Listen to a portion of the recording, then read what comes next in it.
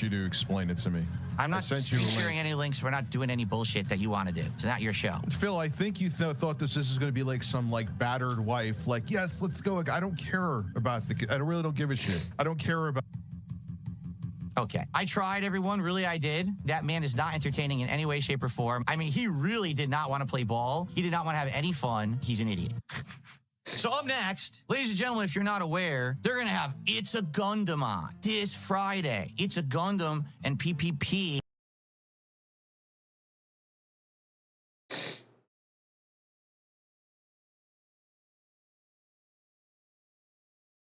Atlantic Mag. The f do you mean? He doesn't know who Pete Hegseth's name is, okay? He doesn't even know what the f the Atlantic does. He just goes, they hate Trump, they hate me, I don't like them, okay? I hate the Atlantic for championing the Iraq war. There's a good reason for me to hate the Atlantic. That's the difference between me and Dave Porkboy.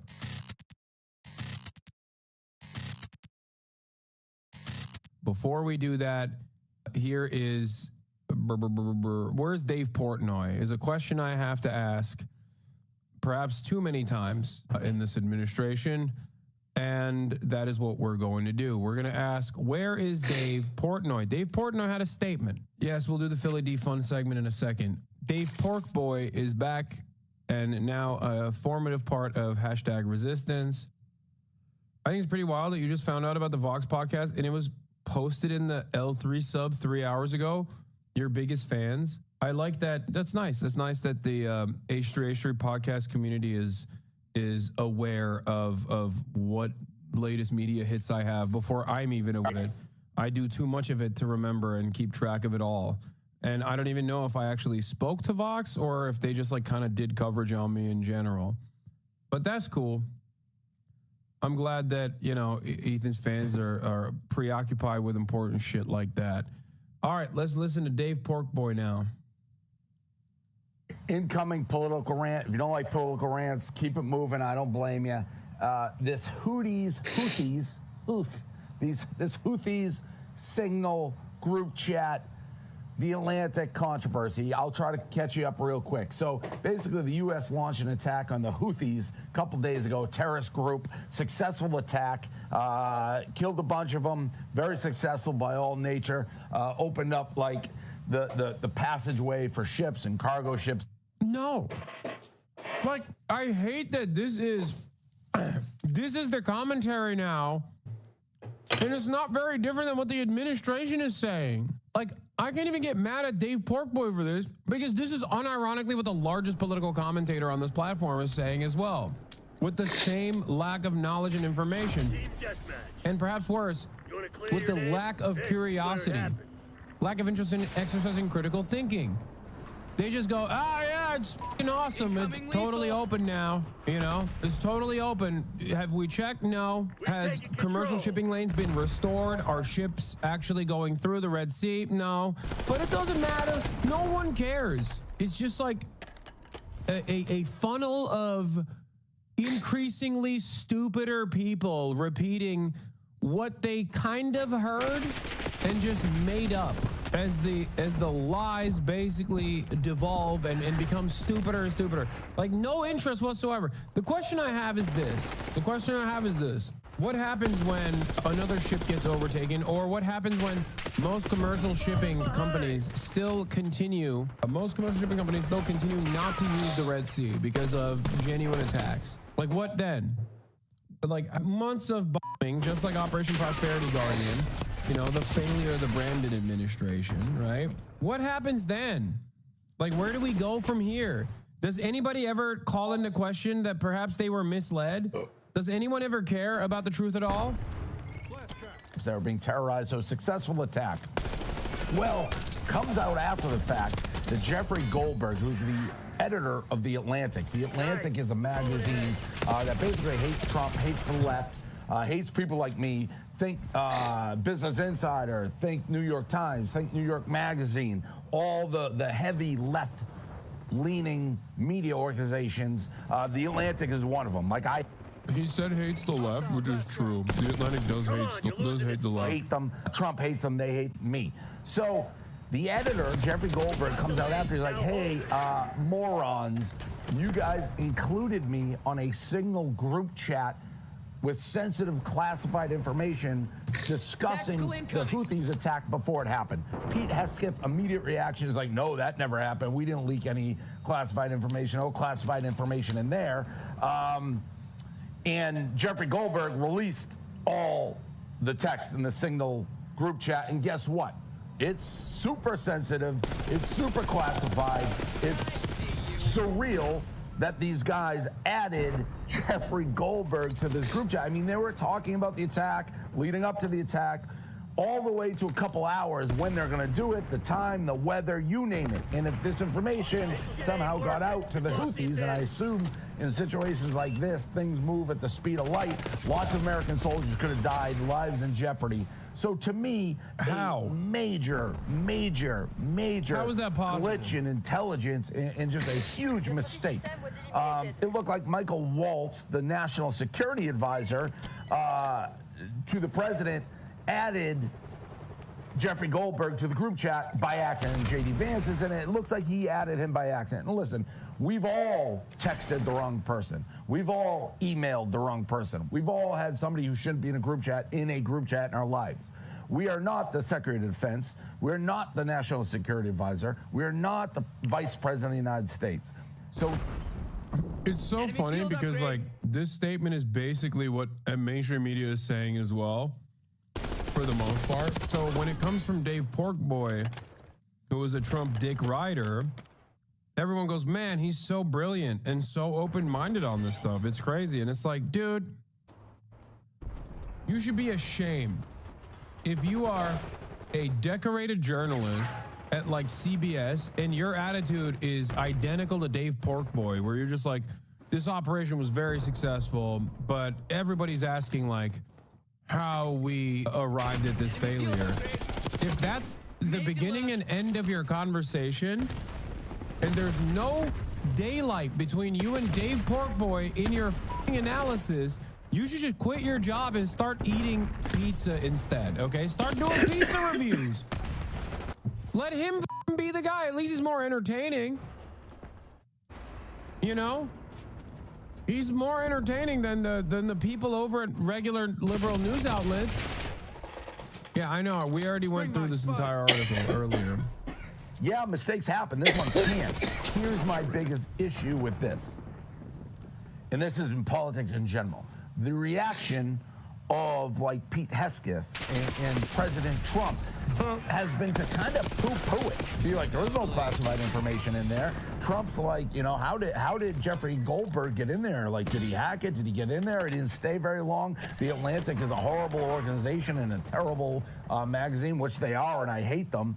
And by the way, if Jeffrey Goldberg, he didn't hack it, he got added, but if he did hack it, that's almost more dangerous than somebody like Jeffrey Goldberg. If he can hack the most sensitive group chats, what are our enemies doing?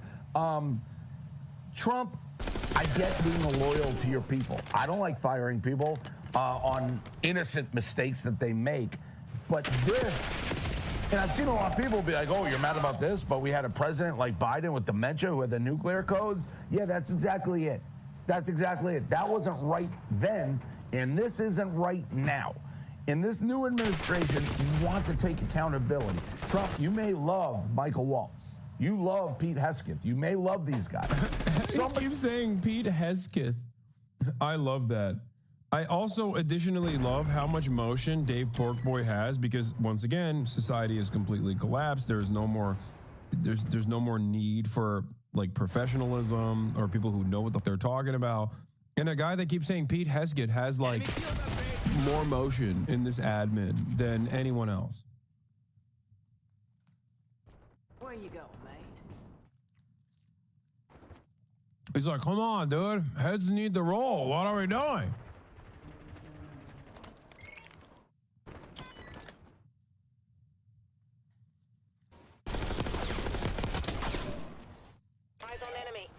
And it's funny to think that like heads might unironically roll as a consequence of that.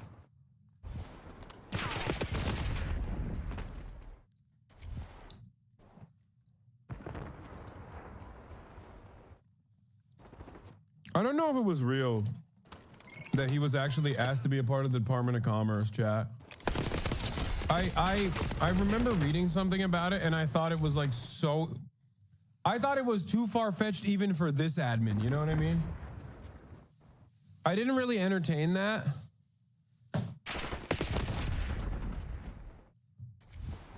I don't want to, like, I didn't want to entertain it, and I didn't want to seek out the truth, because it's one of those pieces of information where it's like, it's better that I don't know that it's real, because I don't want to lose my mind further. Do you see what I'm saying?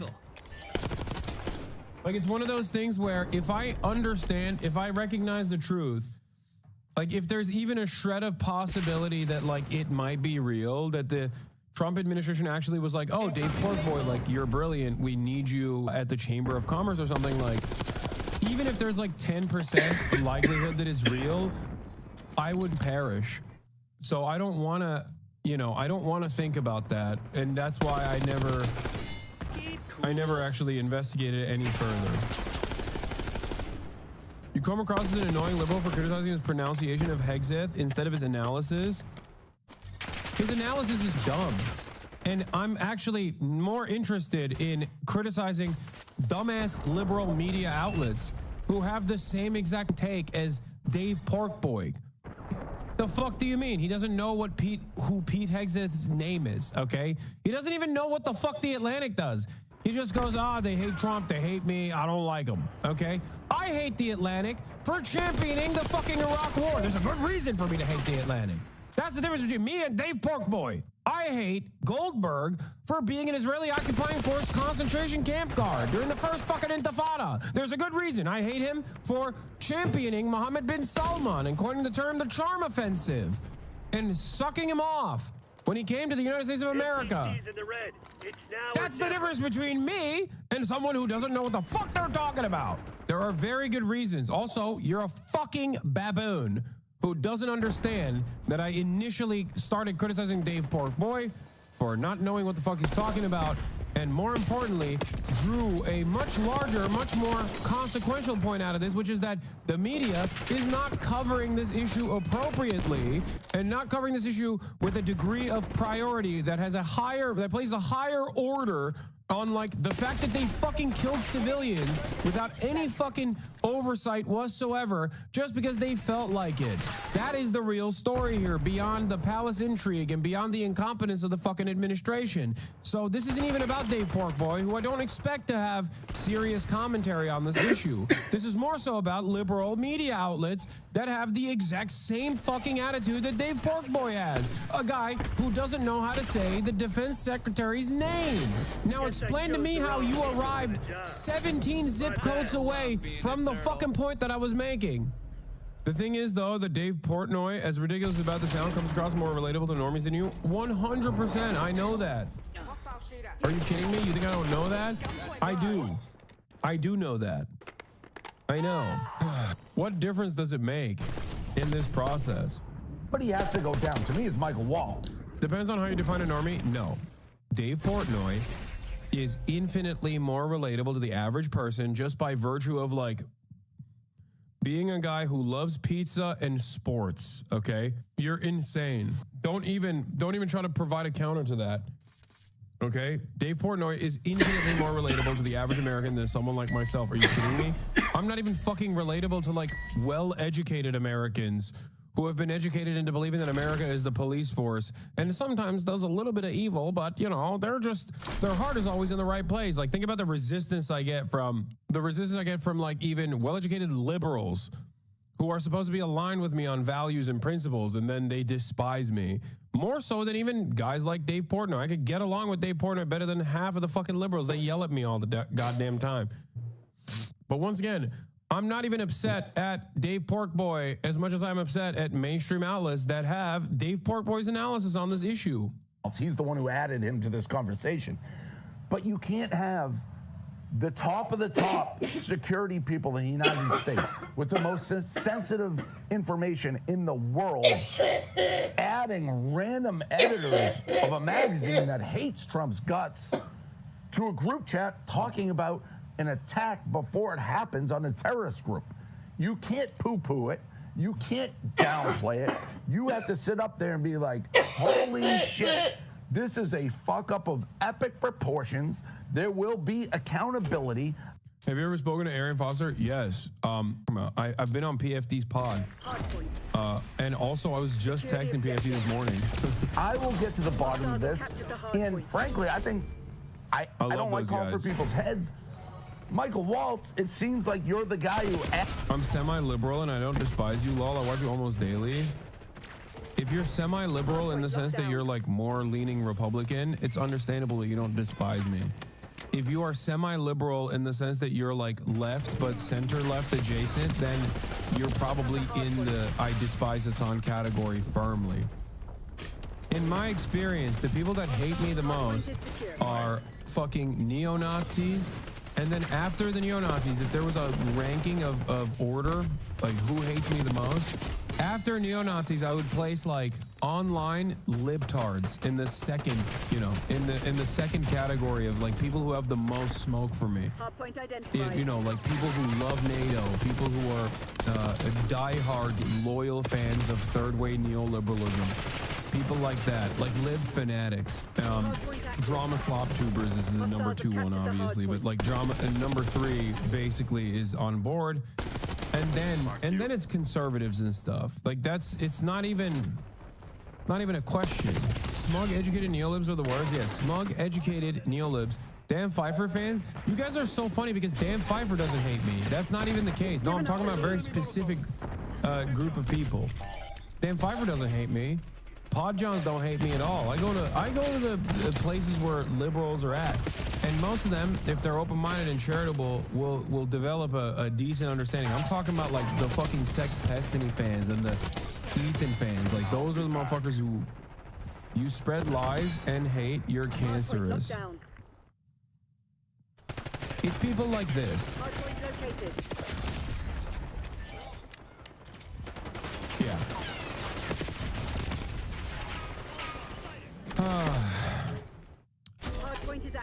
You must have been a loser in high school, right? Bro, go get some pussy. How about some actually good non-biased journalism, you fucking monkey? You are the most dumb motherfucker I've ever seen. Kamala fixes all of this.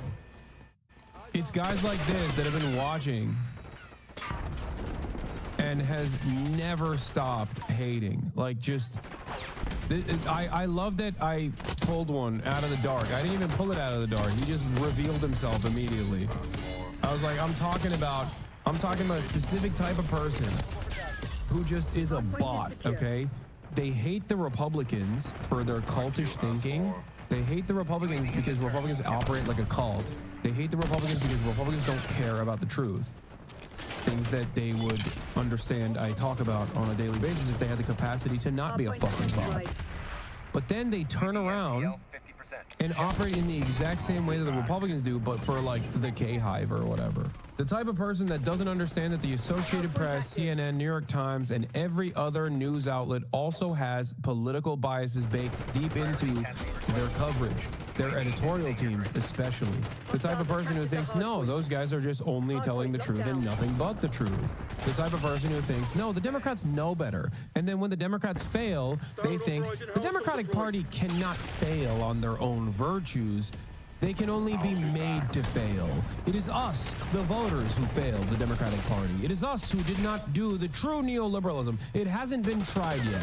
Not a very large group of people that behave like this, but they are very loud, you know? Now, fear not, chatters. These people are very malleable. If the Democratic Party tomorrow turned into a Maoist third worldist party in its tendency, these people would be the loudest champions of the Cultural Revolution. They would be flogging and exposing counter-revolutionary behavior. These people are bots in the same way. They're bots for the party. They're party bots, and they do it for free. The very same people that were Biden dead-enders. Okay? So, I don't have an issue with guys like this, because ultimately, they just yell at the wind, but when push comes to shove, and the winds blow in a different direction, if they blow in a rightward direction, they will go along with the rightward swing. If they blow in a leftward direction, they will go along with the leftward swing. added him to the group chat, you have to lose your job down. You cannot be adding random people to a group chat with this sensitive, classified information to say, oh no, poo-poo, it's on him. He should have left the group chat instantly. This guy shouldn't have stayed in. It's on Jeffrey Goldberg for not immediately being like, hey, I should be in. No. It's on you for adding him. And this has to be something that, and this is why I hate politics. You have to stand up here and be like, what a fuck up. I will demand answers, accountability in the head. I don't care if you're right, left. There's nothing being made up here. Jeffrey Goldberg is telling the truth. It's obvious these texts are real. It's obvious they're classified. It's obvious we gave away the strike information 2 hours before it happened. We're lucky it didn't cause the death of American military members. Somebody has to go down for this. This is a... Yeah, everyone's a liberal, including Dave Porkboy, including Donald Trump. Mistake. This isn't a Barstool mistake where you let an idiot hang around like Mitzi. This is a mistake that can't happen twice. It cannot happen once. So you have to make a change and show. It's funny that he is more critical of the current administration than like CBS is to a certain degree. But it'll never happen. And these are the top intel guys that we have in the country. Adding a rando, the editor of The Atlantic, to the most sensitive group chat in the world, somebody's got to go down. That's just the fact. You can't poo-poo this. Liberalism is monoculture, so of course conservatives and Republicans and reactionaries alike still exhibit a lot of liberal tendencies, aesthetics, optics, civility, a care and consideration for those things. No real underlying ideological championing. No real underlying goals that they want to accomplish, but instead just want like pure optical domination on the main stage. That's what liberalism is all about, being apolitical.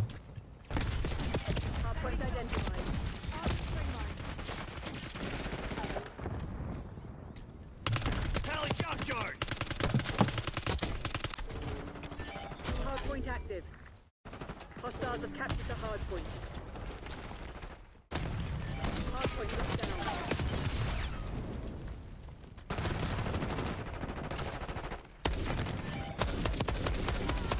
Feel that? They're about to break. Give them a nudge.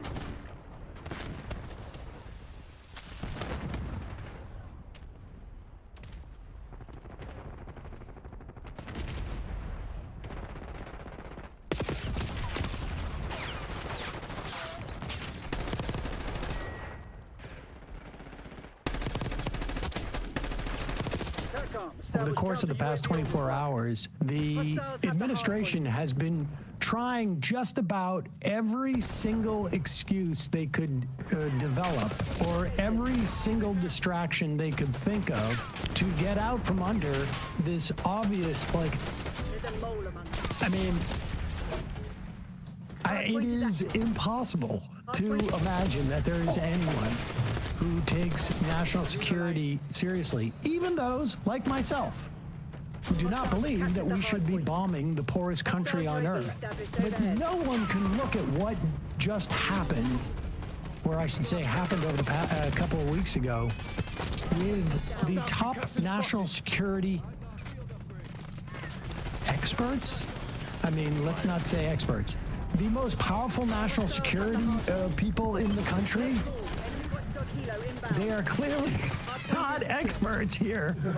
I mean, we have had conversations in this office about how to get emails from people and spent more on security than it appears these people have. I mean, it is fascinating.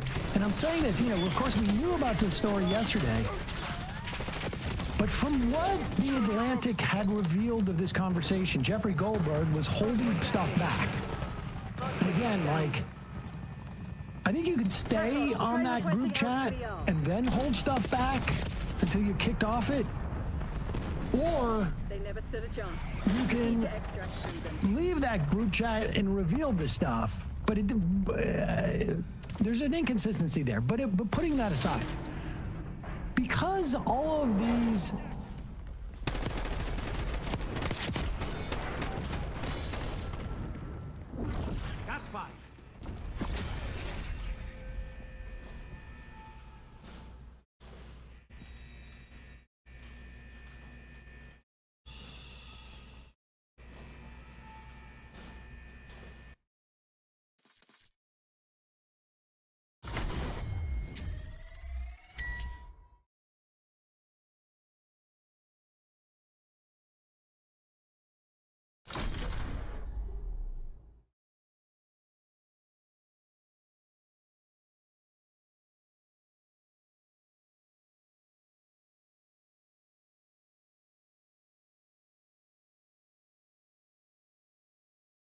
Did you guys hear that Elon Musk and Donald Trump are shutting down the Voice of America as well as its parent company, the Broadcasting Board of Governors?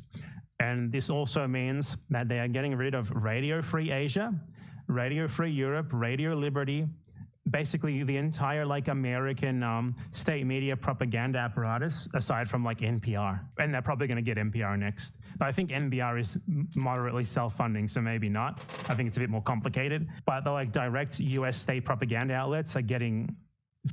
These outlets are literally dedicated to making shit up about America's enemies. It's like he doesn't plan to have enemies anymore. I'd be surprised at this point if Donald was not an agent of Vladimir Putin. I don't know how to explain this anymore.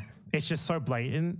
Like, this is precisely what I would do if I was a sleeper agent in the American government of Vladimir Putin. I would do this. There's no way. If the Russians managed to install a president in the United States, like Russia of all places, Russia, not even like a global power, like a shitty little regional power, managed to take over your country's presidency, that's incredible. Your country's a fucking joke in that case. Wow. So I wanted to like provide an example of the sort of article that Radio Free Asia, which is one of these outlets that is soon to be shut down by Trump, engages in, just to provide an amazing example of like this whole state apparatus of propaganda that Trump is misguidedly getting rid of. Or misguidedly, I mean, it's probably at the command of Vladimir Putin at this point. How else do you explain this shit? It doesn't make any sense at all. This article that I saw recently is such a perfect example of why these things exist, because you have to understand the whole Voice of America, Radio Free Asia, etc. network are, despite obviously being US state media that just make shit up all the time,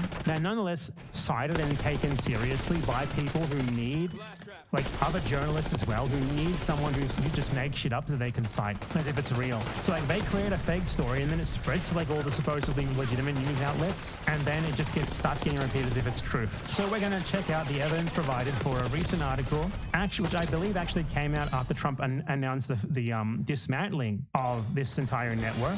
China forces Uyghurs to show video proof that they are not fasting during Ramadan by Radio Free Asia. I bet this is based on really great evidence. So what's the evidence for this? In a post on Chinese social media platform Douyin, a resident of Xinjiang said he must record a video of himself eating lunch every day until Eid al-Fitr, the holiday marking the end of Ramadan, which this year falls on March 29th.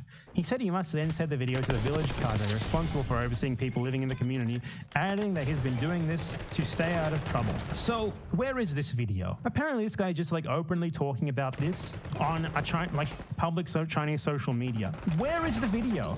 Why are they saying that a resident uploaded a video and then they're not showing us the video? That's kind of weird, isn't it? It's almost like the video doesn't exist and they made it up. Let's continue. What's the next source? They try to say that this has been happening for many years now, yet weirdly, they can't actually provide any evidence for it beyond this person who definitely exists, but who we cannot name or provide any evidence of their existence told us. And then it's like police and government officials contacted across Xinjiang by Radio Free Asia confirmed that residents are being required to provide proof they are eating during Ramadan.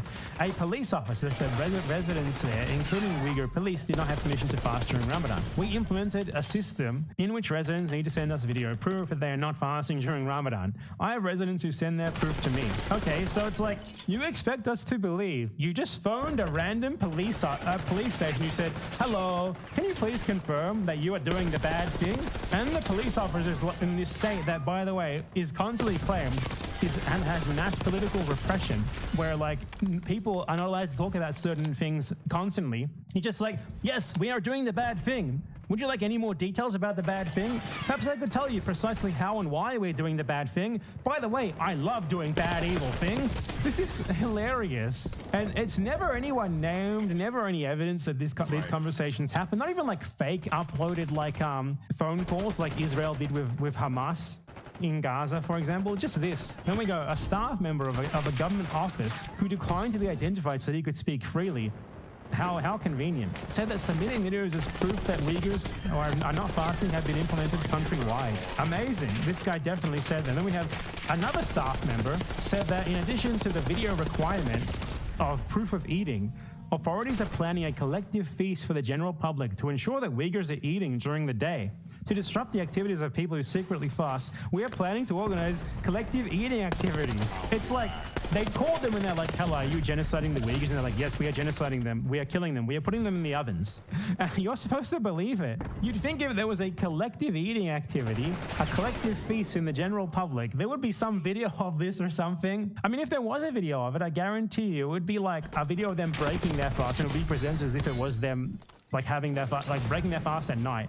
It would be presented as if them breaking their fast like during the day, forced eating. There is literally not one single example in here of a name, source, anything remotely verifiable. Even when they say they're citing a video, they don't show you the video. This is the sort of thing that this, the Broadcasting Board of Governors, which is what Trump, the umbrella network that Trump is shutting down here, did. And Trump could have used this. He could have, used this network. He could have used it to pursue his own foreign policy line, just say whatever he wants to say, to make up whatever he wants to make up. Instead, he's just dismantling it. Like, the level of extreme idiotic incompetence is almost unbelievable that I think he might actually be a Russian agent, and good. I'm glad that he is. Because, God, he is accidentally, or purposefully, if he is a Russian agent, doing basically everything that you would do, aside from, like, genociding Gaza. Like, in terms of, like, dismantling core apparatuses of, like, American propaganda, American infiltration, American interference, he's doing more than what I ever could have imagined any American president, including himself, would do. Like, it's crazy. But don't worry, because there's some people who are here to lament this for us. There's some people here who are ready to tell us how sad this is. You'll never guess who it is. It's our friend Loner Box and whoever the fuck this person he's talking to is. They're here to tell us about how Trump is dismantling funding to democratization efforts and civil society, and how this is horrible and it's going to result in the collapse of these governments, and them apparently saying that like with their full heart without realizing what that says about the American control of these governments and these organizations. Yeah, the U.S. aid shit is... The canceling U.S. aid is probably the stupidest thing they could have done. I just want to know, this is someone who has sold themselves as a leftist anti-imperialist for like his entire failed YouTube career. And this is the sort of thing that goes on his stream. Just lamenting the destruction of American empire. It's incredible. Yeah. And like buying like what is written on the tin of American interference, of American just straight up like propping up governments that otherwise would not exist and that thus obviously are their puppets, painting that being dismantled as if it's actually a bad thing, and that as if the imperialism was a good thing in the first place. This is amazing. American foreign policy. This is bad for American foreign policy. Just said as if it's just something that we should lament. First of all, like, I understand that like the like humanitarian aspects of US aid are super important, but it's like the humanitarian aspects. The things that US aid did were like so truly far-reaching, including like democratization efforts abroad. Like, God, I was talking to this one lady, and it's like, the U.S. aid basically funded like entire like NGOs and like civil society efforts in like Eastern Europe and Eurasia, and with that and like without this kind of funding, like the like leaders of like keeping democracy alive in like certain parts of the world are like fucked now. Like, okay, guys, I hate to have to explain this to you because you're naive little children, but if you have a supposed democracy that only exists because it was set up, bought and paid for by the world's biggest military and economic imperial power, which has proven itself genocidal over and over again. Perhaps you don't actually have a democracy. Perhaps it's not actually a democracy at all. Perhaps it's just a puppet state of them. You know, as you would say in literally any other circumstance of any of your imperial enemies doing the same thing. What a bunch of fucking children, literal naive babies who just read whatever American imperialists say their motivations for doing something are, verbatim, and they're like, yeah, that sounds about right. This is honest. Incredible. Anyway, I just wanted to cover Trump doing more accidental anti-imperialism, which is fucking wild. I mean, he's a Putin agent at this point. I admit it, and I'm for it. Good work, Donald.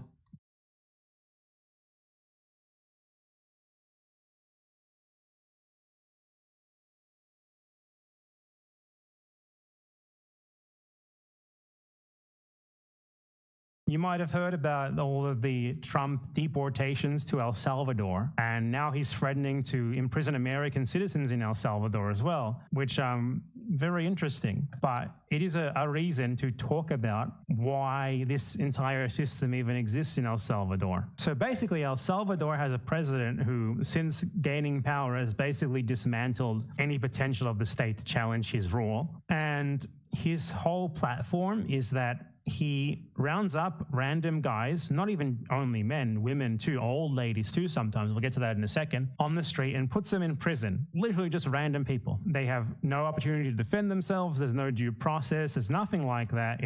He gives the police a quota.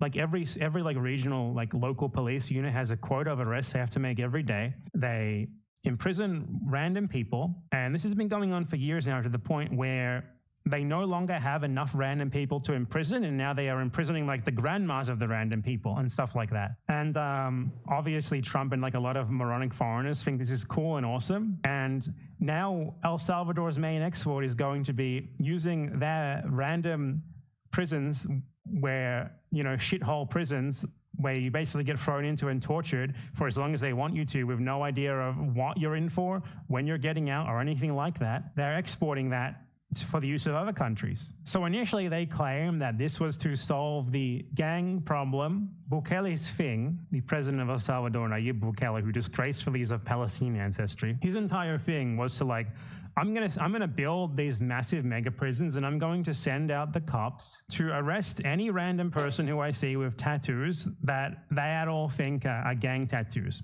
And I'm going to give the cops quotas of how many people they have to arrest every day. So they start out just arresting random people with tattoos and putting them into these mega prisons with no proof at all of their gang involvement or involvement in any crime or anything, aside from the fact they have some tattoos. Eventually, they run out of people with obvious tattoos, and they start like asking random people on the street, show me, show me your body. Do you have tattoos? You go to prison for who knows how long. They run out of those guys, and they just start like arresting random people on the street, like a street vendor with no tattoos at all. He's going to prison.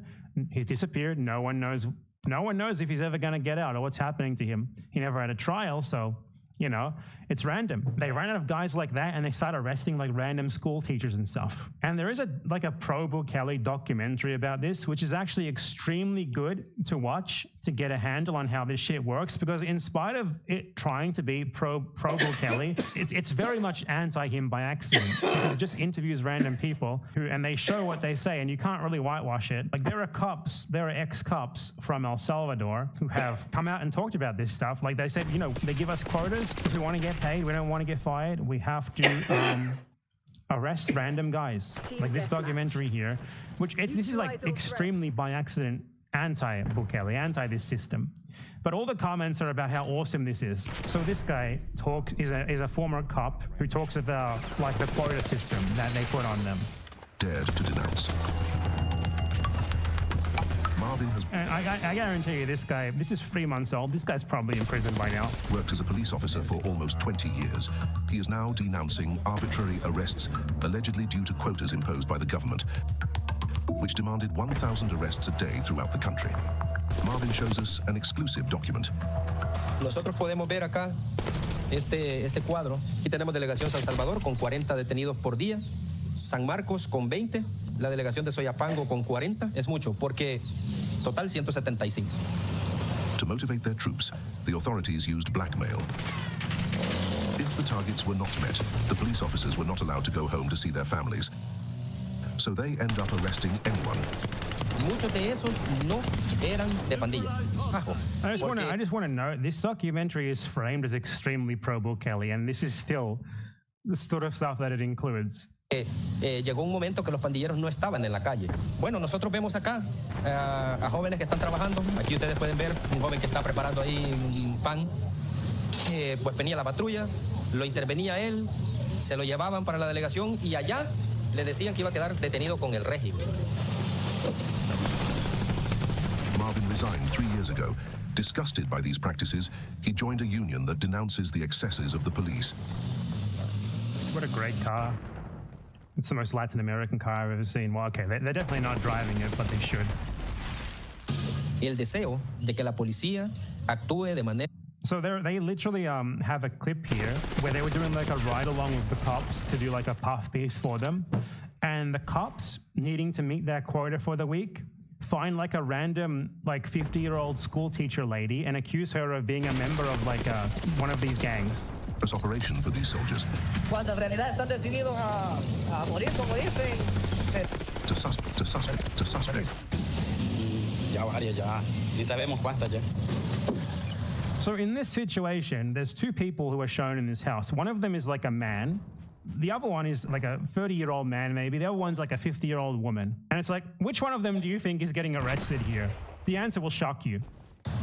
Since the state of emergency was declared 2 years They ago, send like look at what these guys have. Look at their equipment to arrest a random lady for the quota. the intervention squads have had full jurisdiction. They do not even need a judge's warrant to arrest a suspect. ¿Conoce usted a la señora María Marlene Portillo? Sí.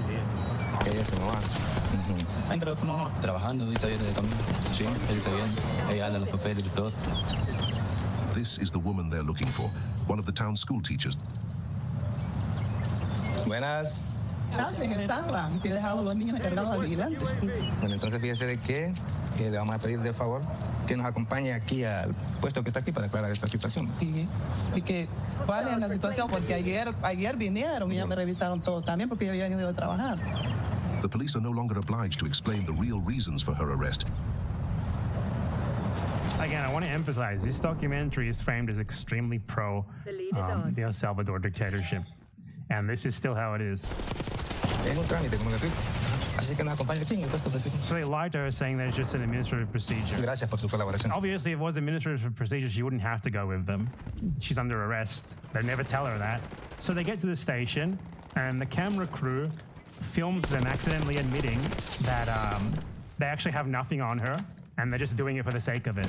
Asks us to stop filming. One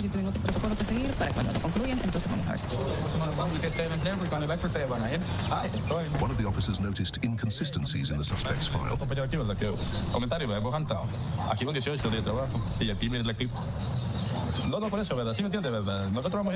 So this guy says, the file says that she's collaborating with the wrong gang. That gang is not in control of this neighborhood, so it doesn't make any sense. And they catch this on film. But there's another mistake on the card.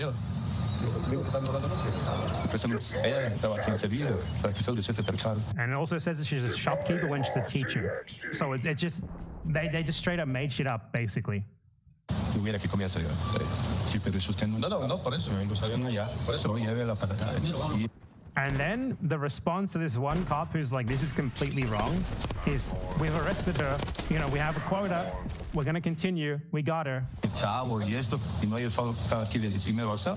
the local policeman has his doubts. He doesn't want to commit a You see, miscarriage. there's like fucking 20 guys here for this one lady because they need that quota. All of these guys need her to go home. Of justice. So he insists. Como le digo, nosotros solo vamos a hacer remitente. ¿Me doy a entender? ¿De hablar? No, por eso. Be careful, he's got a camera on him. So like one guy intervenes just because there's a camera there, and he's basically the only reason that she's not going to be put in a mega prison. This one guy who saw the camera and had some sense. Porque si él supera, ustedes van a ir a firmar el acta. There were at least 2 errors in the file, but the teacher was taken in anyway to be presented to the investigators. Oh, never mind. She was actually taken into the detectives. Great. Her sister, who has just arrived at the police station, is in shock. Ella no anda en nada. Hace muchísimos años que ella trabaja. Y no sé por qué la han detenido. Ella es una persona vaga, trabajadora. Es un error para dos. Guilty or not, the teacher could remain in prison for 2 years, the maximum legal period before a first hearing. 2 years before your first hearing. Isn't that just a wonderful place? The cops can arrest whoever they want and throw them into prison for 2 years for whatever reason they want. To the best system ever. And no one knows like how long they're going to be in prison for. No one knows when, if they're even going to be released. So what ends up happening is the family members like go outside the prison. All they know is like where they're being held. They don't know anything else but that. So they go outside the prison and they just every single night, and they just hope that that night their family member is going to be randomly released. Other families who, like her, are hoping for the release of their loved ones, we follow her with a They have discreet literally camera. no information about what's happening at all. Behind Crimson. Ya no trata de ustedes. A veces en Korea cuando veo un beso, de verdad, they come to say how the wise sees. Each time Maribel cherishes the hope of seeing her son again, some prisoners start to leave. Most were men at the end of their sentences, or arrested without any evidence.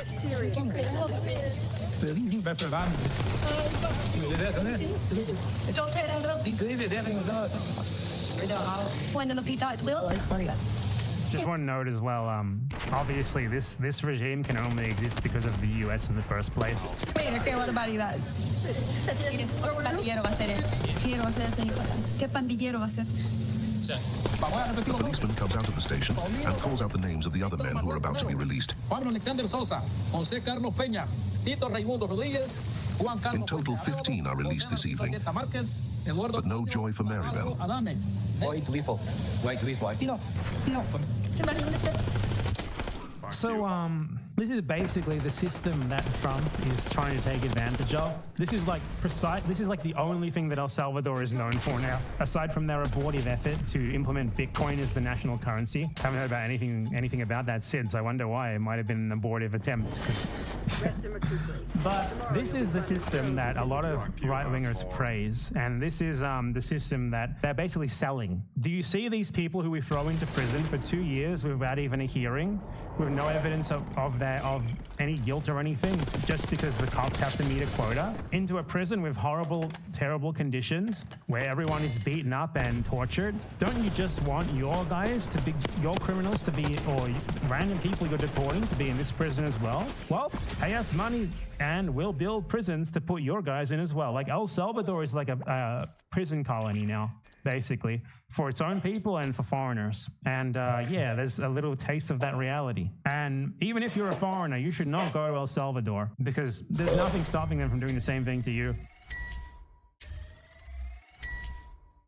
So everyone's favorite poopy lolcow, Ethan Klein, has been claiming for at least 6 months at this point that he's going to sue just about everyone who has ever criticized him. And yet none of that has ever materialized. He hasn't even so much as sent a cease and desist letter. And today, he's claiming that he's going to sue Noah Samson for saying that he supports genocide. And he's teaming up with another exemplary dumb guy, Mudahar of Some Ordinary Gamers, to do so. Now, whether or not you support genocide is a matter of opinion. You can't sue someone for defamation for stating their opinion, for saying things like, you support genocide, here's the reasons why. So any attempt to sue someone for that basis is just going to get thrown out pre-trial. And that's not even getting into the fact that he would need to somehow prove damages, and that he would also need to navigate the minefield of the fact that he has been talking with glee about suing people and announcing his intentions to sue them for clearly dishonest reasons on his podcast for months and months, which make it clear that this is a slap lawsuit, that is a strategic lawsuit against public participation, which would again just get it dismissed. Like, you literally just show the clips and his Instagram stories where he talks about suing people gleefully, and any judge is going to fucking dismiss that shit instantly. Ethan has no grounds for anything here. He's just threatening to throw his money around because he knows that he cannot respond on the basis of the facts, on the basis of the arguments, and all that he can do is threaten people. He's a small, weak little man, and he is used to having power and influence and getting his way. He's used to being close to the high-ups at YouTube and other social media platforms.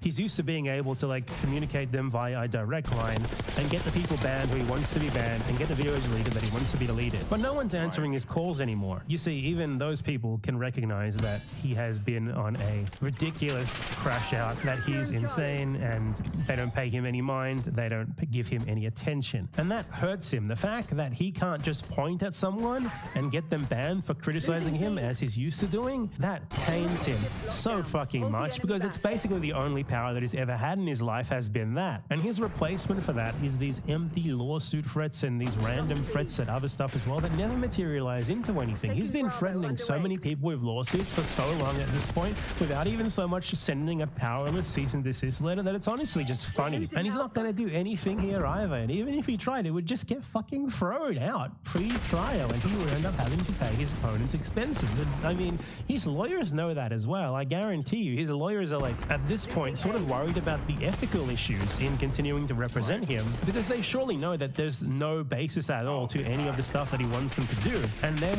billing him to attempt these frivolous slap lawsuits would basically be akin to like abusing a mentally ill person. So the reason why he's throwing out these empty threats that he never ever follows up on is because he's a pathetic, powerless little man, and it pains him so much that he cannot actually respond on the basis of the facts and the basis of the arguments. And all that he can try to do is to threaten you into being scared by the fact that he's rich, into backing down because you're scared of the fact that he has a lot of money to throw around on frivolous legal bullshit. And yet even that frivolous legal bullshit never materializes. Trust me, I've been targeted by him for months at this point.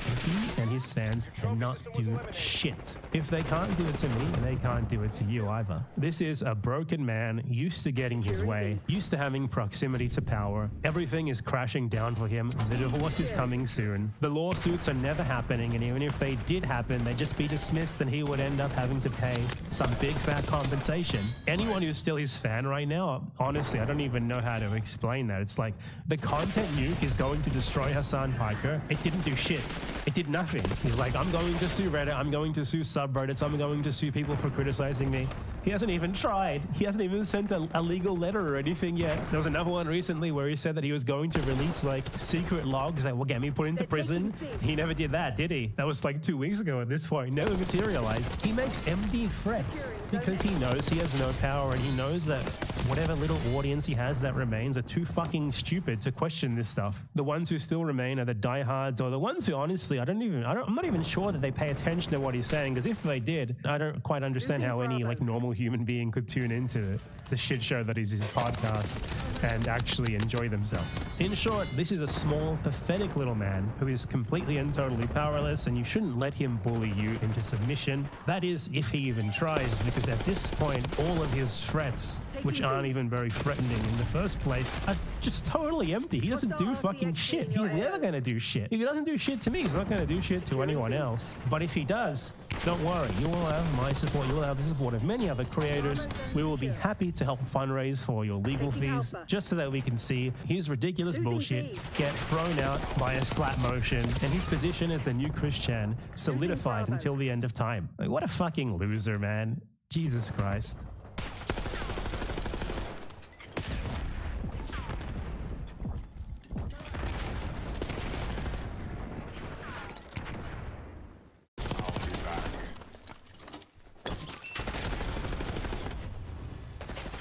Losing Charlie.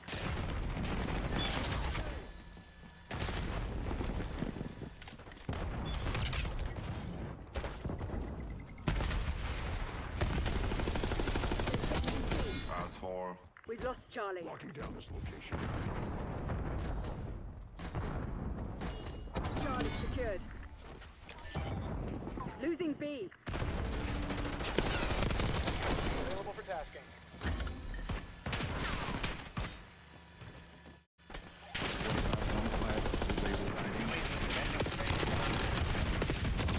Securing Alpha.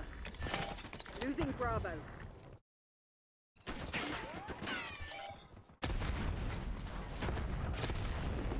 Leaving mission timeline 50% expended. Location secure. Maintain structure. I'll be back. Adler requesting Watchdog Helo on my grid. Adler authorizing Hellstorm deploy. We lost A. UAV returning to base. We're losing Charlie.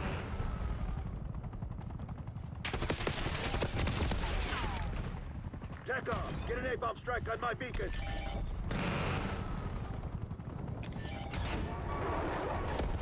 Taking A.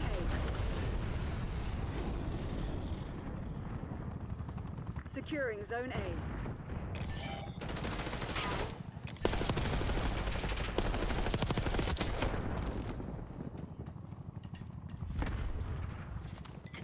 Right. Taking Asshole. Alpha.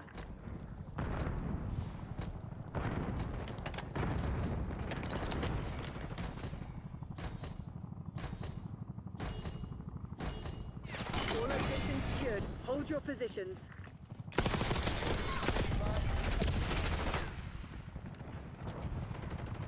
Losing Alpha. UAV established overhead.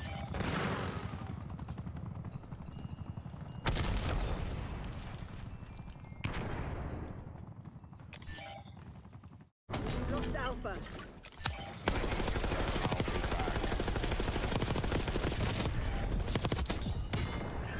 Securing Alpha.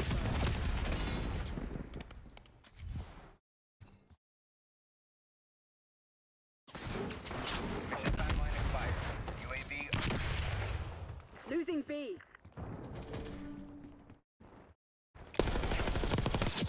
I'll be back. Losing Bravo.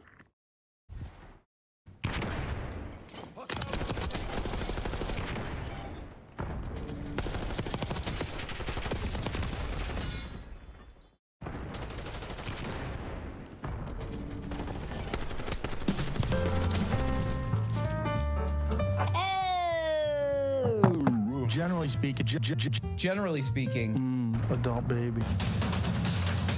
hey, leave that thing alone, man. Boom, boom, boom, boom, boom. Oh. Oh, wow, okay. Oh, wow. Wow.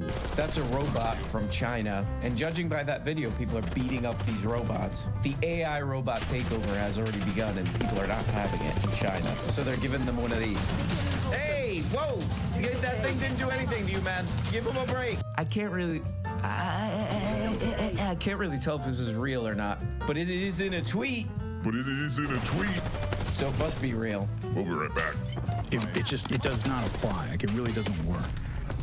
It's also there's a thing. Go ahead, Joe. When an all-white country wants to stay all-white, where people get very nervous of. Okay, if you have, Joe. You know, let's say China. China is Chinese people. We all agree that it's filled primarily with Chinese people. There's people who live there. Great point, Joe. All walks of life. Guy's trying to get a new drop. I know what you're doing, Joe. You're trying to get on the board some more. Generally speaking, Chinese people look Chinese.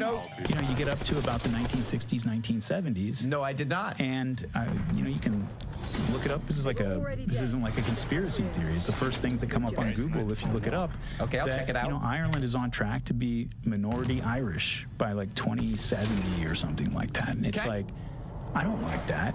You know, people think of diversity as like every place on the planet should look like Jackson Heights in New York, and like then we're diverse. But that's, to me, that's not diversity at all. Diversity is go to Ireland and it's Irish. I go to China and it's Chinese. I go, you know what I mean? Like, and turning it all into sort of a... Okay, yeah. Keep them all separate, I guess. Okay. All right. Oh, God damn it. Oh, God damn it. Today we're looking at my main man, the top getter of views, Joe Rogan. Joe. Oh. One thing I learned about Joe Rogan is that Joe Rogan really likes these history podcasts, history programs, where it's like a guy telling a history story, but it's like a movie, you know? Like, there's a bunch of these kind of stupid podcasts. I imagine they're all like this. It's like, the year is 1610. A guy's walking down whatever the version of a road was in 1610. He's walking down there, and he looks over, and he sees something that'll change everything for a long time, man. And that guy's name was Alexander the Great. And that was the day that he was like, I'm going to do some history stuff. Anyway, check out BetterHelp.com, by the way. That's the podcast. That's the history movie podcast. They keep plugging BetterHelp. Talking about Alexander the Great or whatever crap, and they keep plugging BetterHelp, Ridge Wallet, some weird vape that is trying to get you to stop vaping. Like, Joe Rogan really loves that kind of stuff, you know? Like he really blew up what's the guy's name? Dan Carlin. Dan Carlin, Hardcore History. I've listened to maybe like 15 seconds of that show. It's that kind of thing. The year's 1802. A man walks down a street. Back then, the streets were made of paper and dynamite. You did not want to be alive during that time. I'm going to do a history podcast like that, just making things up, lying. But Joe found another guy like that, a Dan Carlin history crap kind of guy. But he's a lunatic, apparently. How would you assess Winston Churchill? I thought Churchill was the chief villain of the Second World War. Okay. Now, he didn't kill the most people. He didn't commit the most atrocities. Critical of FDR, or if you're critical of Joseph not about Stalin, criticism, though, is it? Also, Hey, shut up, but man. I'm just saying, the law means you're downplaying Hitler. It Yeah, just no, it's simply not does that. not follow. One at a time, actually, man. I don't agree with you, because if you actually say, as a statement of fact, right, the chief villain of the Second World War is Winston Churchill, and you don't say it was Hitler, then It's I'm also afraid, what's I'm not afraid what said. you are doing, as Seth said earlier, what you are doing, Dave, you are downplaying. Okay. Wow, weird. Even other kind of crazy people on the internet are like, that guy's too crazy. That Joe Rogan history guest is too weird. But this I don't know. I mean, this guy is on a different strand, isn't he? But it's quite interesting that this guy's ended up here. Well, as far as I can see, this guy's all of his facts are wrong. Look. If you look at the 1940s and you decide that Churchill's the baddie, you're not in a good place. Right. The war. Okay, 500,000 views on this clip. Check out this Check out this transition here from the master of interviews, PBD. But anyway, that's it. That's it. If you've not looked into it and see his interviews, I don't even want to go there because it's going to throw everybody off. Okay, so let me ask you another question here for you. Jews, okay. Israel. All right. Sometimes they get. Yeah, so what is this? This is 11 days ago. 1 million views. Whoa. You know, and like 6 months ago, this guy went on the Tucker. That's this guy. That's on YouTube. If you want to watch that interview. That's on YouTube. In that interview, we learned that. You're a moron. But this guy went on Tucker Carlson's program, and he's like, well, what the hell did he say? Oh, Winston Churchill was the true bad guy of World War II or whatever, and everybody was like, oh, you're an idiot, you're crazy. And then everybody was like, you're insane. You know, even a lot of right-wing kooks were like, it's a little too far even for us, this guy. So then he goes on Joe Rogan's program 11 days ago, and I listened to this whole thing. It's 2 hours and 30 minutes, and I do think there should be a law passed. I do think we should have a law called the Rogan Act. The Rogan Act, where Joe Rogan is only allowed to do 30 minutes per podcast every other day. But anyway, I listened to all 2 hours and 30 minutes of this piece of crap. Trying to stay awake during this thing. And it does, I'm kind of half listening to this. I think I would get physically ill or something if I focused on a Joe Rogan podcast. Like, I would literally get, like, bored to the point of it would cause physical problems. But I'm listening to this, and there's parts where it sounds like this guy's like, hey, look, I don't know. I'm trying to be empathetic to all people, people saying that I'm defending Hitler. I don't do that. I ain't even like that. That's the old me. Defending Hitler, no, that's the old me. So this guy's like, no. Look, people are unfairly smearing me. And then Joe's like, yeah, people are unfairly smearing you. After you went on Tucker Carlson. And even other right-wing kooks are like, we want nothing to do with that guy. People are unfairly smearing you. Then you go like an hour into the interview and the guy's like, I think people from different places should stay there. People who look differently. People of different places of origin should just stay. I don't like the mixing. It's mush. Oh, I wonder why people are saying all that stuff about you. Wonder why people find you a bit sus. I don't really have time for that, but I have looked at his Twitter. I have looked at his posts. He's described himself as a fascist. Okay. He puts up side-by-side photos of Hitler after having invaded France, standing in front of the Eiffel Tower with his Nazi soldiers next to him. And he puts that side-by-side with the drag display that happened at the Paris Olympics. And he says what happened in France under Hitler with that invasion was infinitely preferable to what just happened at the Paris Olympics.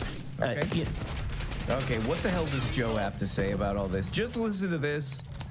If you have some, younger cousin or something, some uncle who listens to Joe Rogan, just play this and be like, what do you get out of this exactly? Here we go. South migrants there now, but a lot of Eastern Europeans coming there for work. Yeah, it kind of varies from country to country.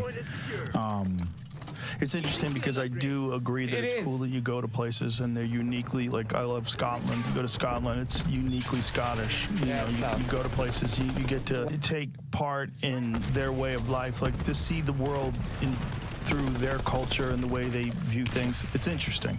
But I Okay. also love the melting pot of America. I love it. And I come from immigrants. My grandparents came here during the early parts of the 1900s. So it would be insanely hypocritical of me to deny someone who came from another country an opportunity to partake in this place. Okay. But it's coordinated.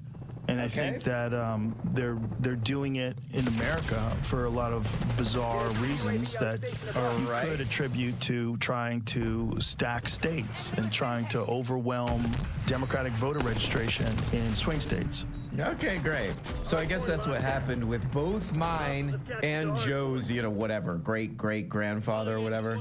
I'ma go to America for the free healthcare then. Oh no, I made a bad mistake. I mean, like a decade or more ago, or maybe when like podcasts first started, I think I listened to a few Joe Rogans and I was like, oh, this is like, what vitamins do I need to take? Okay, I guess I'll check this out. Oh, I should do different kind of exercises. Okay. Does this need to be 2 hours long? Or like Bobby Lee or somebody comes on there? Okay, I'll listen to that. But if I were like a Joe Rogan listener at any point, and he's like, look, and his guest is like, look, I don't think the mixing. Look, hey, whoa. People are saying that I'm some kind of Nazi guy or something. I never said that. I just don't think the races should be mixing, and they should all stay in their own place. What? Why people say this stuff on the internet, man? So if I was listening to a show where a guy's like, look, I don't think people should be mixing their cultures, and then the other guy, the host, is like, well, my great-grandfather or whatever crap came over here, and he's very grateful, and I'm glad you could do that. But also, I don't like that. I think I would be like, this is just two weirdos rambling. Why am I listening? Get it? Call me when you get back to the vitamin talk, maybe. Like, what are you talking about? Like, we had this guy Flint Dibble on in an article, and he was talking about Graham, and he's connecting Graham to white supremacy and all this crazy shit. The girls are fighting. The girls are fighting. The Atlantis theory. It's Flint Dibble. This is another thing I wonder about with the Joe Rogan audience. Do they know who the hell he's talking about? Who are these people? Oh, Flint Dibble. Oh, no, Flint Dibble. Flint Dibble. Oh, good God. Oh, Lord have mercy. Please come down and save us. Flint Dibble is in a feud. Flint Dibble is in a feud with, like, Joe Rogan's audience knows all this lore. Oh, man, did you hear? You're at work or something. Oh, man, did you guys hear? Flint Dibble is in a...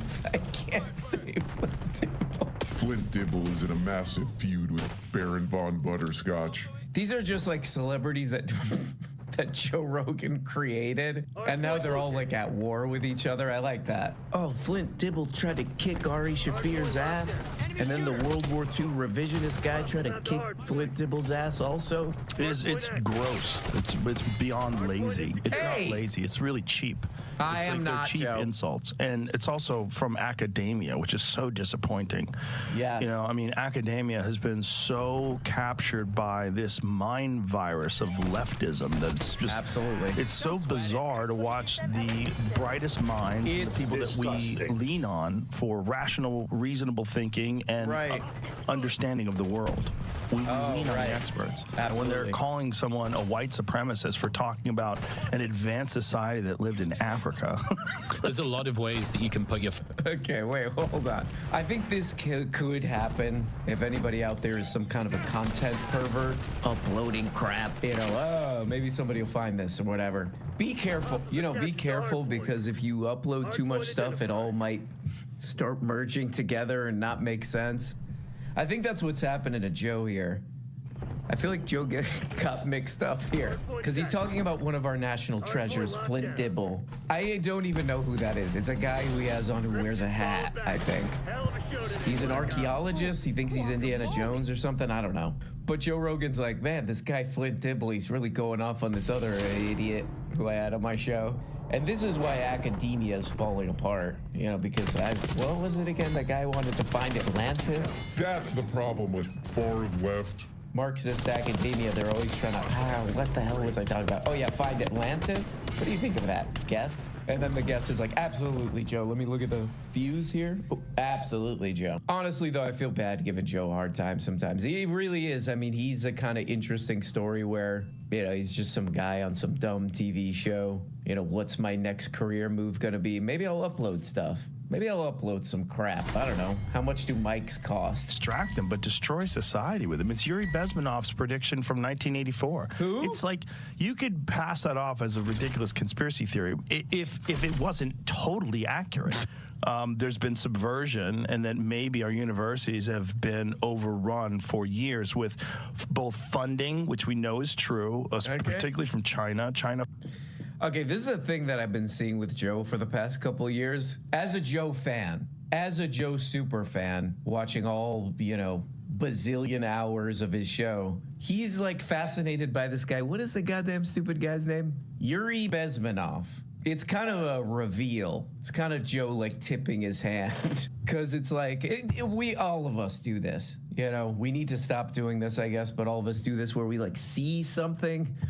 We see a YouTube video that we kind of half remember, and we're like, that's a major part of my belief system now. What was it again? Oh, yeah, there's some guy. He was doing something. Yeah, I got to tell everybody about this. But I guess Joe Rogan saw some video about this guy, Yuri Bezmenov, and this does make me think there's something deeply wrong with Joe. Because, like, just look into that guy at all, you know, you're instantly like, okay, it's not a lot here. Some weird Cold War crap. Guy was probably trying to like make money in America or something. It's just like useless crap. But what Joe Rogan is taking from this, I guess, is that there's like, I don't know, communist subversives in American universities. I mean, obviously, I hope there are communist subversives in American university. But I don't know what that means to Joe Rogan. I guess it means that there are, colleges are subversive because they're going to upload a video that's mean to me about my videos. I think that's probably it. I mean, he really did get here from which mics should I buy and do I need a camera? And now he's here, you know, a sizable percentage of the American population listening to him. I think Joe Rogan looks at his numbers and the amount of money in his bank account, just like, really? I'm not exactly the least bonked on the head person in the world, but I do think Joe could figure out like what he's saying is insane, you know? Or he should have some suspicion what he's saying is insane, because he's been talking about this communist subversion Yuri Bezmenov thing for like years, you know, and you look at all the American media, New York Times, whatever, Washington Post, all this crap, CNN, Fox News, all this stuff. None of that's communist. It's all pro-war, you know, pro-big business, pro-capitalist. It's paid for by big businesses. You know, Joe Rogan on his own show, he's got Elon Musk, Peter Thiel, Mark Andreessen, Donald Trump, all these people on here. I mean, this is just like a nonstop barrage of this kind of stuff. And Joe Rogan's like, you know what the real problem? You know what's really subverting everything? Some college teachers, like that shouldn't be allowed or something. Basically, Joe Rogan's saying there should be no opposing voice to like the right-wing content that's just blasted at us all the time. Like, it's so crazy. I think I'm going to start one of those history podcasts. A guy was walking down the road and he had a carriage and the carriage broke and he said, God damn it, I'm going to start a new thing. And then he looked up into the sky and he said, cars. That's what those podcasts sound like to me. I'm going to start one of those, just making up lies, just improving, riffing. None of it's true.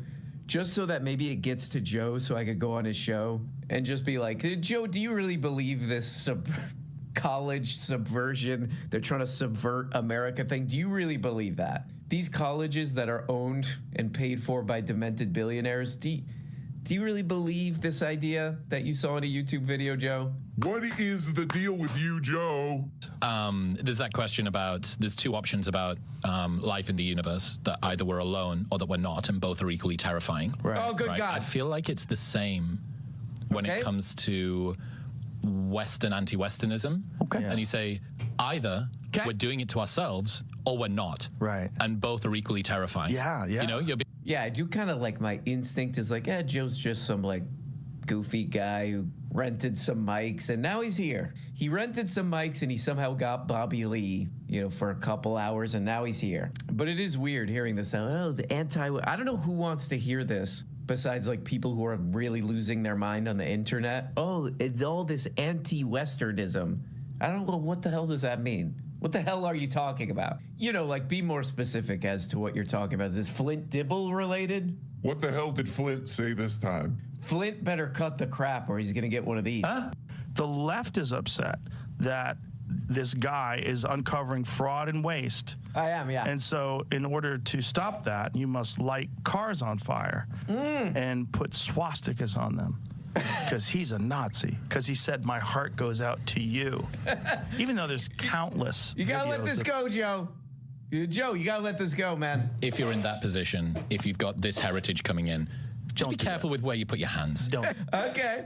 All right. We got a reasonable guy here. He's English. He's English, so he's a little bit more level-headed. Hey, come on, Joe. Let's not go crazy here. Just be careful where you put your hands. But I do remember listening to this part, probably in my car, probably half paying attention. And I was like, Joe said there's something off about Joe. Joe sounds weird. And then I went and watched it. And I do kind of like, this is what I actually kind of like about the Joe Rogan podcast is like, oh no, Joe got too high. Joe got too high this time. When he starts to look at the guests, like he either wants to eat them or like he's falling asleep. He's just like a little too locked into the guest. You know how I do 2x through these videos? Joe gets high to the point where it's like it goes to like 0.5x, the thinking speed. So he's just like staring a little too long at the guest. I have to say I do enjoy that. But guys, it's not a great day, okay? But it's not the worst day. So we gotta weigh these options, I call them. It's Wednesday, but I hope you're doing good. Till next time. Bye-bye. Hey, remember me? My name's LeDron James. I used to be on the show as a character, but I'm not anymore because I was bad for numbers. I was bad for the number. I was bad for the time. People did not like me. Bad for sure. But anyway, guys, urgent message. Please subscribe on Patreon. Subscribe on Patreon because you're missing episodes every single week, okay? You also get the question and answer show, all this crap for as little as 2 bones per month. Okay, now let's really gain this out here. 2 bones, that's for a month. You know what I did with 2 bones the other day? Burnt it, okay? Allegedly. It's useless. It's useless, but there is one use case of it, which is subscribe on Patreon. That's actually useful. So, I don't know. This is just, it's just math at this point. I don't know, guys. Well, anyway, I gotta get the hell out of here. Bye. Rhymes and riddles, tickle, tickle, giggles, squiggle, jiggle, fiddle, flint and tibble. Rhymes and riddles, tickle, tickle, giggles, squiggle, jiggle, fiddle, fiddle, fiddle, fiddle,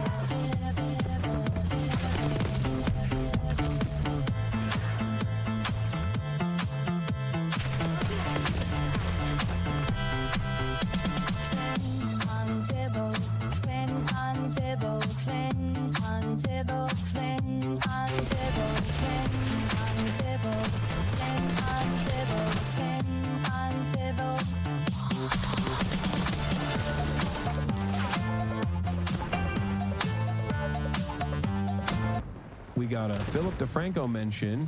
The Hassan Musk Assassin's Creed Shadow situation divided the internet. We got to talk about the so-called anti-woke video game culture war once again sparking up because of the game Assassin's Creed Shadows. We really got to get into this weird, funny place. Right? I mean, it's gotten to the point where even the company behind the game, Ubisoft, has waded into the trenches and they're clapping back at self-described anti-woke figures and defending creators like Hassan Piker. Right? But to fully understand how we got here, we also have to go back a little bit. But really, if you're at all into video games and also somewhat online, you've probably at least heard about some of the controversy. Because really, ever since it was revealed that the main characters of Shadows were a woman ninja and a black samurai, the so-called anti-woke people have kind of been at the game's throat. Well, there are several things that are hit on. Mostly, they claim that the game is forcing the black character Yasuke into a prominent role when the game is set in feudal Japan. Now with that, Yasuke is based on an actual figure, and there's a lot of historical debate about him, but the most commonly accepted thing is that he was given at least some kind of status in Japan, and likely a samurai. But, you know, regardless, it's a game about a secret society of assassins, and there's bound to be some creative liberties. Right, and that was all before the game actually even came out. So, you know, ever since its release this month, we've seen figures in the anti-woke gaming sphere like Mark Rum's Kern continuing their crusade against the game's so-called woke aspects. For example, they bashed that both characters had same-sex romance options, and so when Hassan Piker did a sponsored stream of the game, it was like a perfect storm for them. But they got to bash a figure on the far left, and a game they currently despise. So we saw Kern tweeting out a screenshot of Hassan's sponsored tweet and writing. You can tell a lot about Ubisoft with how much money they're throwing at terrorist platforming streamers. But then Elon Musk even jumping into the mix and writing, Hassan is a fraud. And then sellout would be more accurate. Objectively, he is promoting a terrible game just for the money. With that, then turning into an unexpected back and forth with Hassan bringing up the fact that Musk paid someone to play Path of Exile 2 for him at an extremely high level in order to look better at the game than he was writing. This bitch literally paid someone to power level his character in PoE 2. What you mean I'm a fraud? Elon, I challenge you to a duel in Elden Ring. I will cook your fat rolling ass. With that, then turning into Grums defending Elon by saying that he wasn't paid to play PoE 2 while asking how much Hassan was paid to play Shadows, which Musk responded with this classy tweet where he also said that Hassan had blocked him, with Hassan then defending the block, saying that he was tired of Musk's post being all over his timeline after he bought this. I'm sorry. I'm sorry to all my haters, but this back and forth, you can't make me look bad in this. You know what I mean? There is nothing you can do to take, because I know normally under every other circumstance, my haters will like try to pick apart everything piece by piece, but this is such an airtight back and forth. There is nothing you can say about it because it is a replicable experience. Who amongst us has not muted or blocked Elon Musk because they were like, oh my God, bro, stop promoting your own tweets. Jesus Christ. You know what I mean? The ratios themselves obviously also kind of showcase that this is the popular sentiment. So it's a very weird situation where like everyone's just like, yeah, this is, you know, there's not really much work I can do. Oh, there was also this. I had this smoke last night as well. Drama alert. Hassan crashes out at Elon Musk after he calls him a fraud. This, when I responded to it, by the way, had 1,000 likes. But of course, as soon as I respond to it, all the haters that have my notifications on immediately go and they tried liking it. Except I said, how'd this go for you? Doesn't seem like the Twitter is on your side on this one, is it, loser? 57,000 likes. Damn, dude. Also, white people have once again ruined another term, crash out. You can't say everything and anything is a crash out. It is supposed to be a specific term that you deploy at very specific times. If you say everything's a crash out, then it's over. Then nothing is a crash out. You've destroyed the term. Site with him then suggesting that Musk should come onto his stream and later added, if Elon isn't, he'll come on the stream. But adding, we all know he won't. He ducked Mark Zuckerberg, he ran away from Jon Stewart, and now he's ducking a Twitch stream. He then also reposted clips of Musk's ex, Grimes, on his stream, asking him questions like, oh, Philip. Oh, Philip. You didn't have to go that hard. Oh, no. Oh, Philip. Oh, you didn't have to do that. Why are you so buff? And while he was live yesterday, he also joked, I'm gonna have Grimes on again on the broadcast. You keep this shit up, Elon. You keep this shit up. I'm gonna have Grimes on the broadcast. I'm gonna have your daughter on the broadcast. You keep this shit up. You keep it going. I'm gonna interview everybody. With then, in a follow-up video to all this, Hassan actually revealing that he unblocked Musk so that Musk could reply to his challenge to appear on stream, with him going on to say, my challenge is still simple. Elon Musk, come on the stream. Show everybody how not afraid you are. Except Elon Musk, you have backed away from challenges time and time again. You know, all of this was already enough to make the situation spread across people's timelines, but then things really took off when Ubisoft itself decided to join in and respond to Musk calling Hassan a sellout with, "Is that what the guy playing your Path of Exile 2 account told you?" But then Grum's attempting to dunk on them, responding with an article that claims Shadows isn't the success that embattled Ubisoft needs right now. But then the social media person at Ubisoft being quick with it and posting, "Our game is out," which is a reference to the fact that Grum's has allegedly been developing a game for years now with no tangible progress, which Grum's responded by making a few tweets making fun of. Oh my God. Ubisoft and their game by pointing out that an indie game that just came out is doing better on Steam and claiming that their attempts to ratio him and Musk weren't successful. And there, while it is definitely true that Schedule 1 is doing better on Steam, a game like Assassin's Creed also relies heavily on platforms like PlayStation, Xbox, and such to do. And Uplay, they have their own platform. And also, Schedule 1 indie games are like Repo, are oftentimes free. Why are people like this? They'll either point to like once-in-a-lifetime games like Baldur's Gate that people have been waiting for decades on. To be like, well, they had 800,000, active concurrent players at one point. Like, you guys suck. You only got like 70K, or anything like that. And or they'll point to like Fortnite. You know what I mean? And it's like, yeah, dude, some of these games are $0. Do you know how many people can play a $0 game? Or a $17 game? Like, a lot more people, okay? No one willingly uses Uplay. You don't have to defend it. No, I'm not saying people willingly use Uplay. I'm saying that people do get the game off Uplay or numerous other avenues, especially when it's cheaper, if it's like Ubisoft Plus or whatever, you know? But regardless of the fact, someone spending $70 on a game is very different. Do well, so that's not a huge indicator. But then also regarding the ratio, it looks like he took the screenshot right when it happened, because as of recording, it is a blowout with Musk's and Grum's tweets collectively getting 81,000 likes, whereas Assassin's Creed's clapback is sitting at 585,000. And this is, they also went on to retweet their burn against Musk with a quote from their own game, which also went viral. But I mean, it's even gotten to a point where it's spawning its own popular memes, and you have people claiming that the fact that the company stood up to Musk was enough for them to buy the game. Dude, that was the funniest part. Hella people were like, you know what, I'm buying it. And that's good.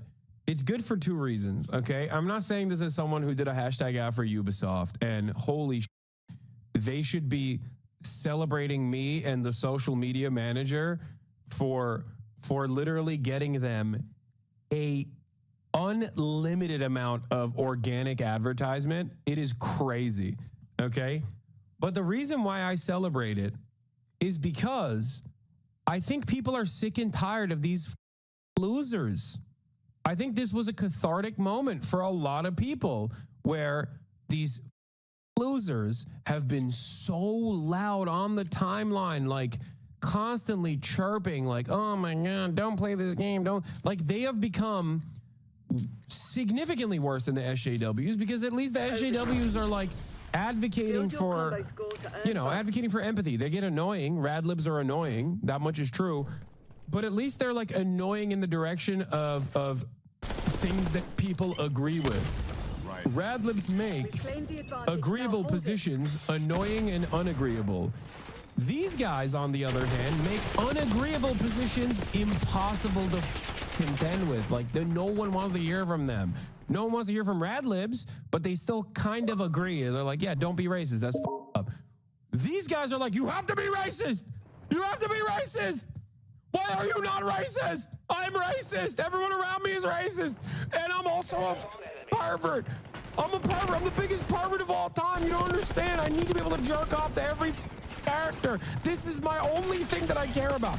And it's like, you should be ashamed of saying things like that. You should be ashamed of thinking things like that, okay? You should literally be afraid and ashamed to outwardly present these as your values. And yet, not only do you say that, but you get a lot of love from other losers as well. And I think finally people are frustrated with this enough where this was like a boiling point, you know? This was a point where everyone basically was like, oh, thank God a brand is not capitulating to these anti-woke lynch mobs. Jesus Christ. That's the energy I got from the internet yesterday, you know? Because it was, oh God, this circle jerk must end, okay? I'm done. I'm done with it. I mean, I've never been on board with it anyway. I've never entertained it. I've yelled at people like this for quite some time, but Jesus Christ, dude. Oh. And now rather than wait for a sale. The well of this is you have some claiming that Ubisoft is buying likes and spending time on this, which is why they're in financial trouble right now. But really, we haven't seen any real proof that the likes were purchased. Not to mention that it appears that the success of Shadow has actually helped their stock. Also, with this, I'll say that's the biggest copium. Oh, dude. Yeah, people don't hate us for constantly yelling that, like, the main character is black or a woman, or the credit sequence is too long, or any number of different things that we made up and got upset about the things that we made up. Like, I imagined you doing something that you didn't do, and now I'm angry at you.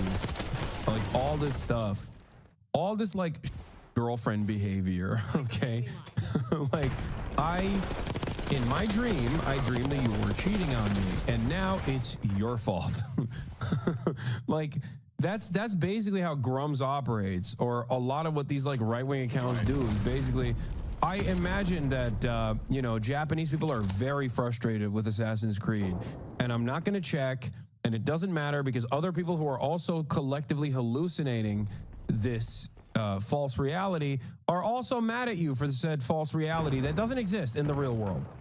That it's very interesting that a social media team like for Ubisoft is doing something like this. That's kind of rare because they're at a place where they don't want to alienate potential fans and lose sales. And so you have outlets like Forbes backing this up, writing, it is very hard to get fees fully approved for big name brand accounts. So to have Ubisoft social snap after months and months of harassment is something to behold. Though I will say, I do think that we're going to see more and more of this in the future, especially on platforms like X. Because when it comes to all the different social media companies, you know, they actually went as far as making burner accounts on social media pretending to be Japanese historians complaining about how the game is racist.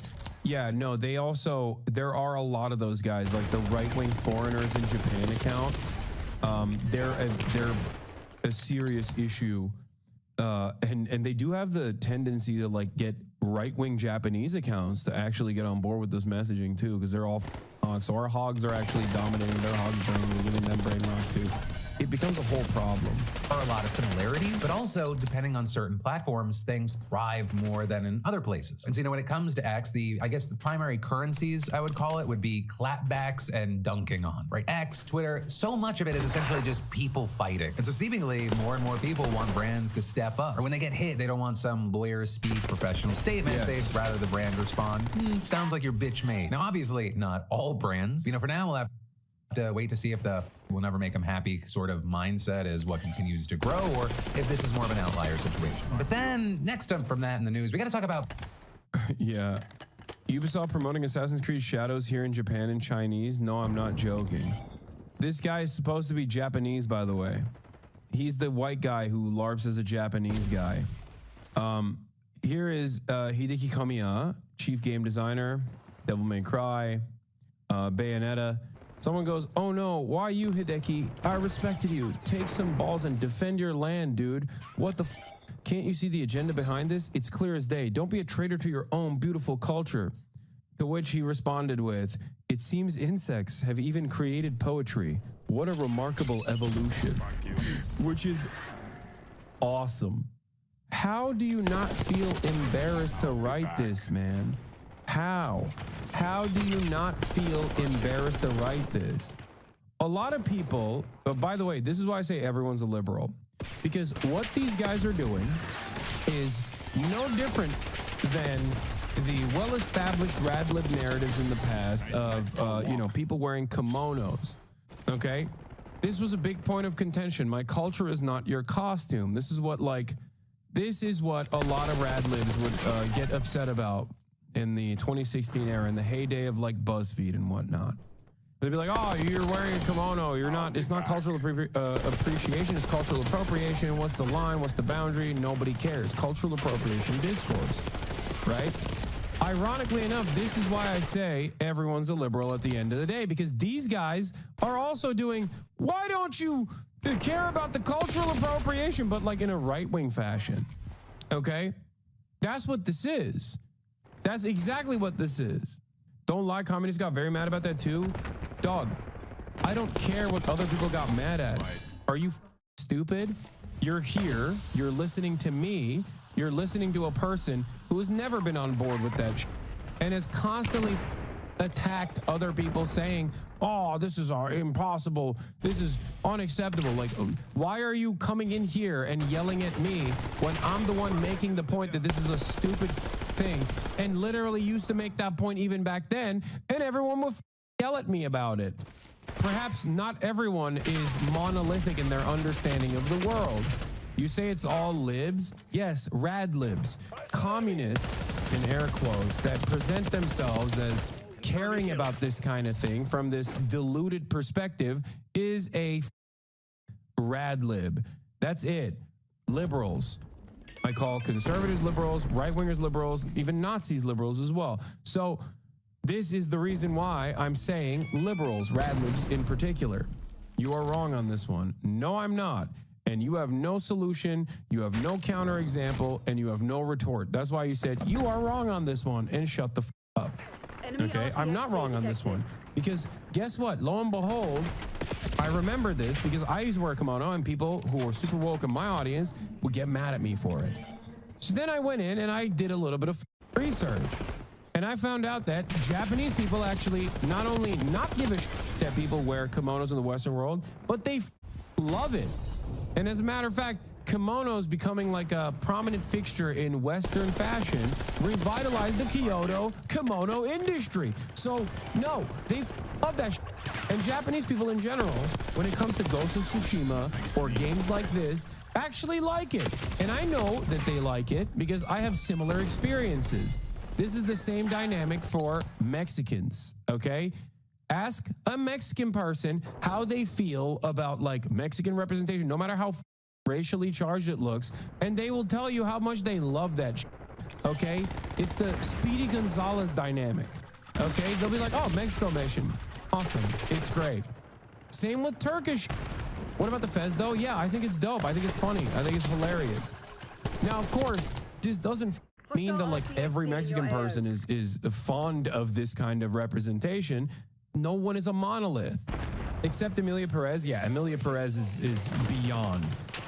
That's a entirely different situation. Okay, I think to get mad at like certain aspects of cultural appreciation or people sharing in other cultures, like cultural artifacts and whatnot, and assuming that this is somehow a negative thing and trying to spin it as a negative thing is unironically against human nature. Not that this is a valid logical argument.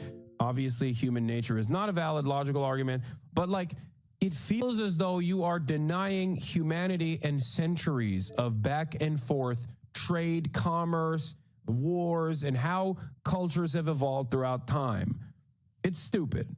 Sharing is fun. One of the most famous developers in Japan saying that people in the industry there don't care about the culture war shifts surrounding Shadows. Yeah, exactly. That's it. Yeah, I saw this. Oh, wait, is this the one I was thinking of? Insects should worry about their own lives. This game is the worst trash available in this industry, and the people behind it represent the worst poison in Western modern culture. Let's hope Ubisoft goes bankrupt and all the writers don't get to work with relevant video games ever again.